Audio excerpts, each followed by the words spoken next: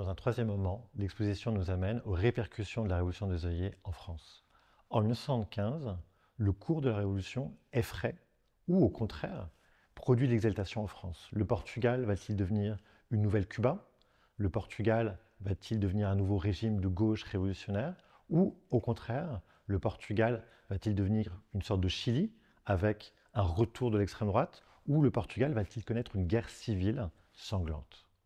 Et dans le cadre de l'année 75, beaucoup d'articles en France vont être consacrés à ces événements. Parmi les affaires qui ont défrayé la chronique en 1975, il y a l'affaire Republica, un journal proche du Parti socialiste.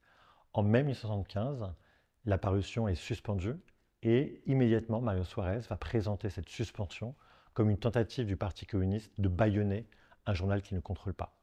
En France, le quotidien de Paris, un journal plutôt conservateur, va ouvrir ses colonnes aux journalistes de Republica et cette affaire va être très largement répercutée. Pendant l'été 75, pendant l'été chaud, où on craint une guerre civile au Portugal, le Portugal est quasiment à la une de tous les journaux du monde, de l'humanité. Cette importance donnée au Portugal se doit notamment au contexte politique français. Il y a à l'époque l'union de la gauche, entre le Parti communiste, le Parti socialiste et les radicaux de gauche.